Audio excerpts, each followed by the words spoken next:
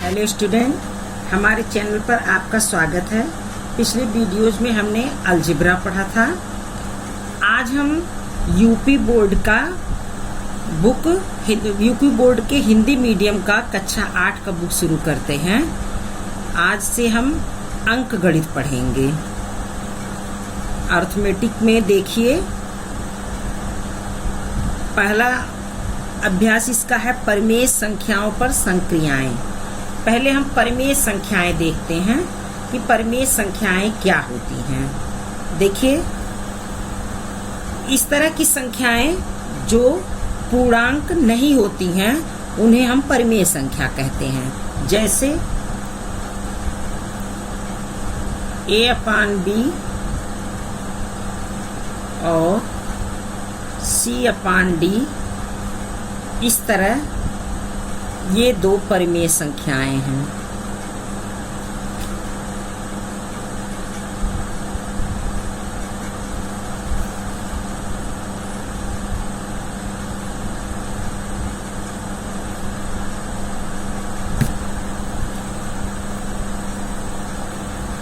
ऐसे परिमेय संख्याओं में b और d का लसा लेकर के उन्हें हम सॉल्व करते हैं।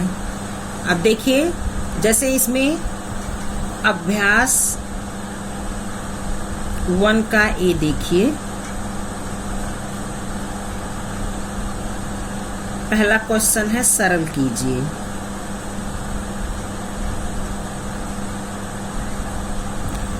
पिछले कक्षाओं में आप परिमेय संख्याओं को पढ़ चुके हैं। क्लास 5th तक आप इसे भिन्न के रूप में पढ़ते थे। 6th में भी आपने इसे भिन्न के रूप में पढ़ा है, लेकिन 7th में आप इसे परिमेय संख्या के रूप में पढ़ चुके हैं। इसमें देखिए, पहला क्वेश्चन है 4/5 प्लस ब्रैकेट में -2/5। परिमेय संख्या में देखिए अंश और हर होता है। ऊपर की संख्या को अंश और नीचे की संख्या को हर कहते हैं। कोई भी क्वेश्चन सॉल्व करने से पहले ये देखा जाता है कि उसका हर बराबर है या नहीं। अगर हर बराबर नहीं होता है तो हम हर का लसा लेकर के उसे बराबर करते हैं। चूंकि यहाँ पर हर बराबर है, इसलिए इसका हर 5 ही होगा।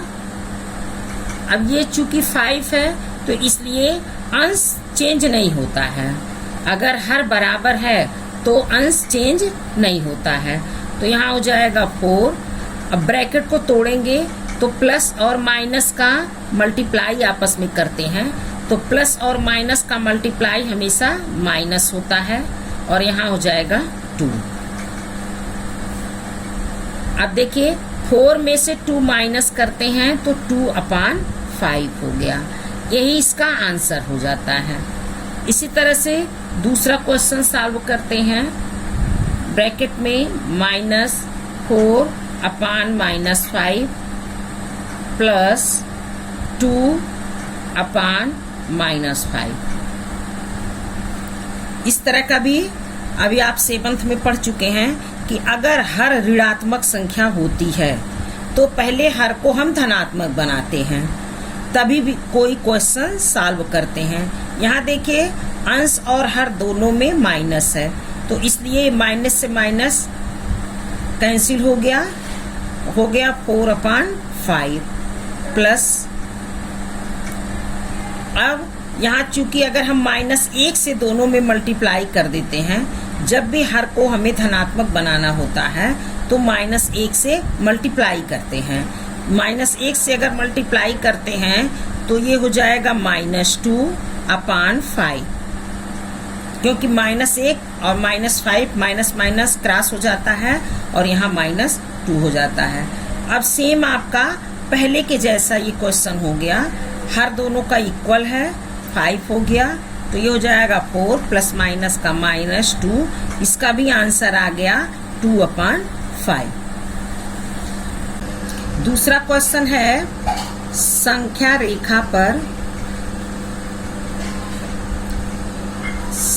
रेखा की सहायता से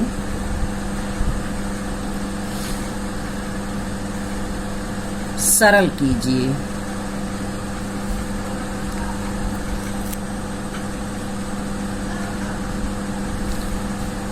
इसका नंबर 1 क्वेश्चन देखिए,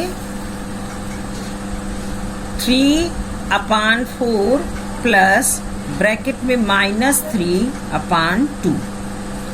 इसे संख्या रेखा भी आप लोग क्लास 6 में, क्लास 7 में पढ़ चुके हैं। तो इसमें क्या करते हैं, देखिए यहाँ तो हर इसका अलग अलग है, इक्वल नहीं है। यहाँ हर 4 है, यहाँ इसका हर 2 है। तो इसमें हम लसा निकाल के इसे बराबर करते हैं इस तरह।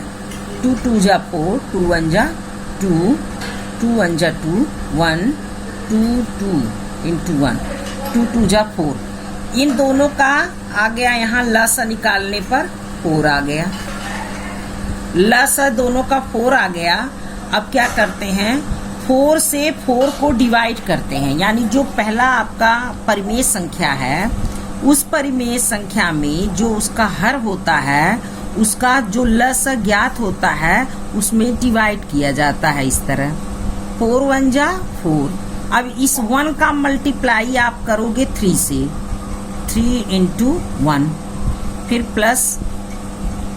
अब चूंकि दोनों का हर आ गया है 4, तो अब इस हर से इसको यानी 2 से 4 को डिवाइड करते हैं। 2 2 जा 4, 2 आ गया। अब इसका मल्टीप्लाई कर देंगे आप -3 से, ये हो जाता है 3 1 जा 3/4 प्लस, अब यहाँ हो जाएगा -6/4। ये अब इसे आपको ऐसे सॉल्व नहीं करना है, आपको संख्या रेखा बनाना है। संख्या रेखा इस तरह से जैसे आप 7th में बना चुके हैं और पढ़ चुके हैं।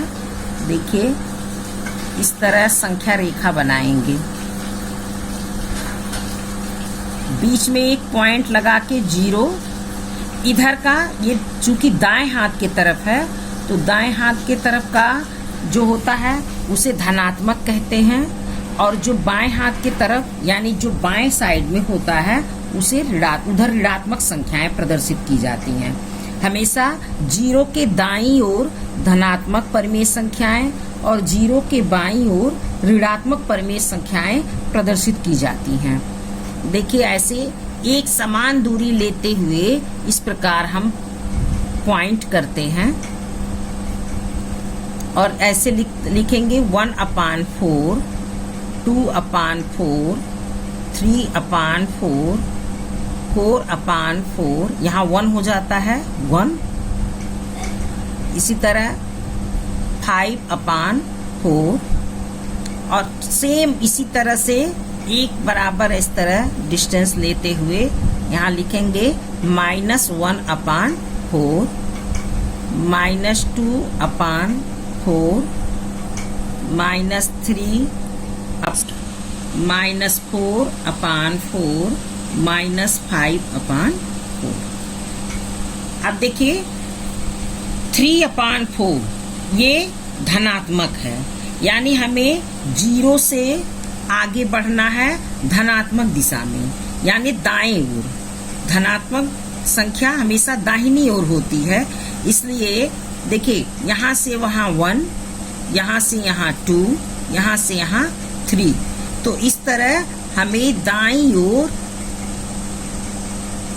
बढ़ना है 3 का स्टेप। अब ये आ जाता है आपका 3/4 = 3 विस्थापन।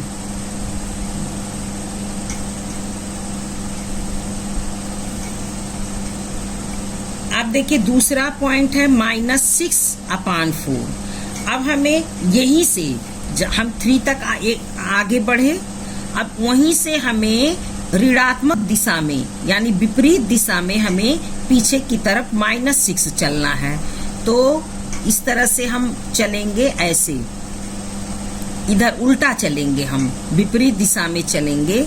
तो ये होता है ऋणात्मक दिशा। यहाँ से यहाँ आ गए -1, यहाँ से यहाँ आ गए -2, यहाँ से यहाँ आए -3, यहाँ से आएंगे -4, -5, -6, यहाँ तक हम आएंगे ऋणात्मक दिशा में -6। देखिए अब ये हो जाता है -6/4 इज इक्वल टू 6 विस्थापन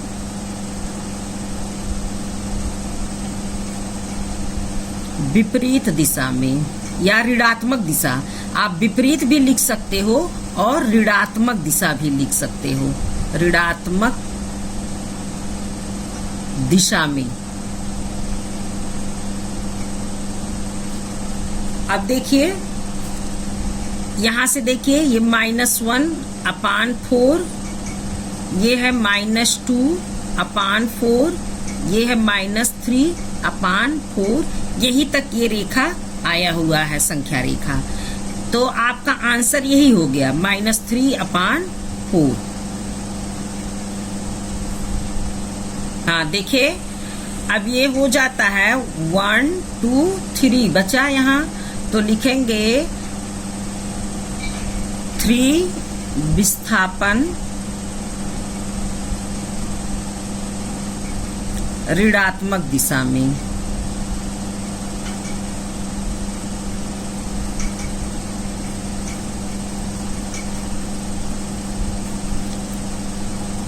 तो हो जाएगा -3/4। यही इसका आंसर हो जाता है। इस तरह ये हो गया संख्या रेखा की सहायता से सरल कीजिए। तो एक क्वेश्चन आपका हो गया। दूसरा क्वेश्चन इसका आप होमवर्क में करिएगा। -3/-4 प्लस 5/-6। इसे आप इस क्वेश्चन को आप होमवर्क में करिएगा और सेम इसी तरह से सॉल्व करिएगा। अब आते हैं क्वेश्चन नंबर 3 पर। हर का लसा लेकर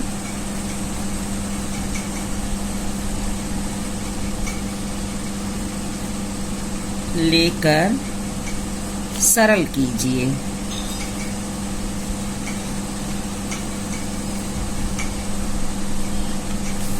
इसमें पहला क्वेश्चन है 5/12 प्लस ब्रैकेट में -7/16।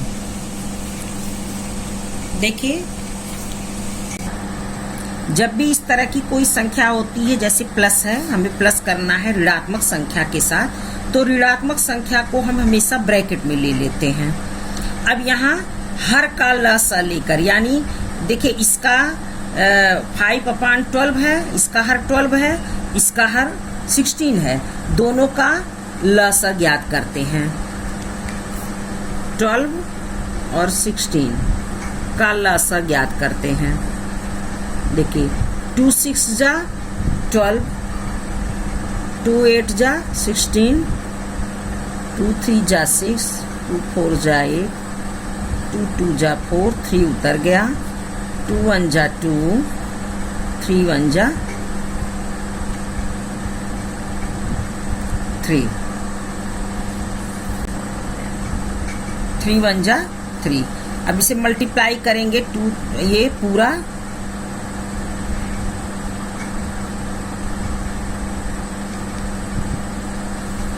तो हो जाएगा 48।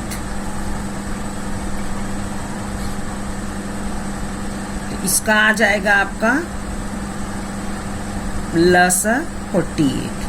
अब देखिए सेम अभी इसी तरह का आपको पहले हम बताए हैं कि ये जो पहला परिमेय संख्या है उसका हर है 12। उस हर से ये जो लस अज्ञात हुआ है इसमें हम डिवाइड करते हैं।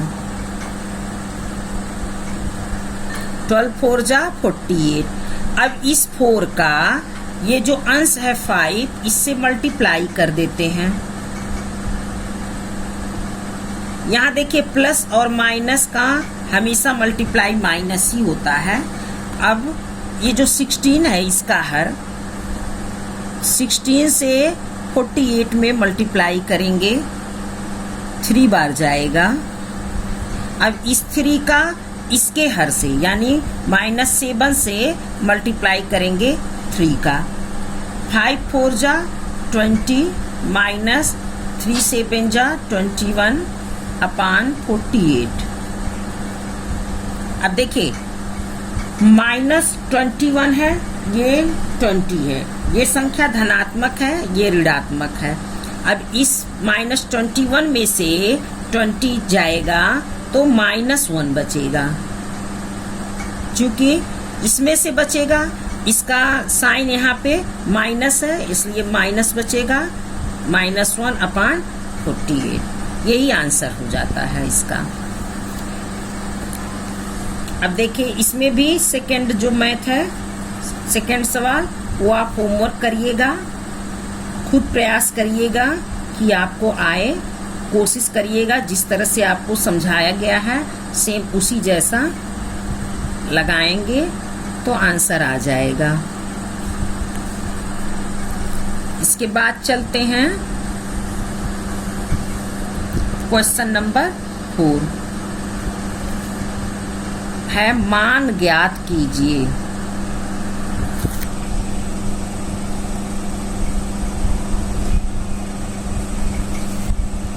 अब इसमें पहला क्वेश्चन है 2 प्लस -11 अपान 9। इसमें देखिए ये परिमेय संख्या नहीं है, यहाँ ये 2 पूर्णांक है और -11 अपान 9 ये एक परिमेय संख्या है। तो परिमेय संख्या को हमेशा परिमेय संख्या से ही सॉल्व करते हैं। तो 2 को आप परिमेय संख्या के रूप में बना लेंगे, 2 अपान 1 प्लस -11 अपान 9। अब 1 और 9 दोनों का जब आप लसा ज्ञात करोगे तो 9 ही होगा। सेम वही प्रक्रिया जैसे हम पहले बता चुके हैं कि ये जो पहली परिमेय संख्या है, इस परिमेय संख्या का हर जो है उसमें ये लस में डिवाइड कर देते हैं। 1 9 जा 9, ये 9 आ गया, 9 का मल्टीप्लाई 2 से कर देंगे, 2 × 9, प्लस और माइनस का यहाँ माइनस हो गया। अब देखिए फिर 9 से 9 को डिवाइड करोगे, 9 से 9 को 1 बार जाएगा, 1 का मल्टीप्लाई -11 से कर देते हैं। अब यहाँ देखिए 9 2 जा 18 हो गया, -11 1 जा 11 अपान 9। अब 18 यानी 18 में से 11 यानी 11 को घटा देते हैं तो 7 यानी 7 बचता है, 7/9 यानी 7 अपान 9। यही इसका आंसर हो गया। अब इसका सेकेंड क्वेश्चन फिर आपको होमवर्क में करना है। सेकेंड क्वेश्चन है -3 प्लस -2 अपान -3। बच्चों अब आपको ये समझ में आ गया होगा कि परिमेय संख्याओं को कैसे सॉल्व किया जाता है। इसमें 3 हम होमवर्क भी दे चुके हैं आपको। ये तीनों क्वेश्चन आप होमवर्क में करिएगा और कोशिश करिएगा कि आप इसे अच्छी तरह से लगा लें। अगर आपको इसमें कोई डाउट होगा, अगर आपको नहीं आता है तो आप कमेंट करके कमेंट बॉक्स में हमसे पूछ सकते हैं। और अभी आपने मेरे पिछले जितने भी वीडियोस देखा है वो आपने इंग्लिश मीडियम का मैथ देखा था, अलजेब्रा का। अब हम हिंदी मीडियम का भी मैथ लेके आ गए हैं, तो हिंदी मीडियम का और अर्थमेटिक यानी अंकगणित को आप देखेंगे और आगे भी वीडियोस देखते रहिएगा। Thank you. Please like the video, comment if you have any doubt, share with your friends and subscribe to the channel. And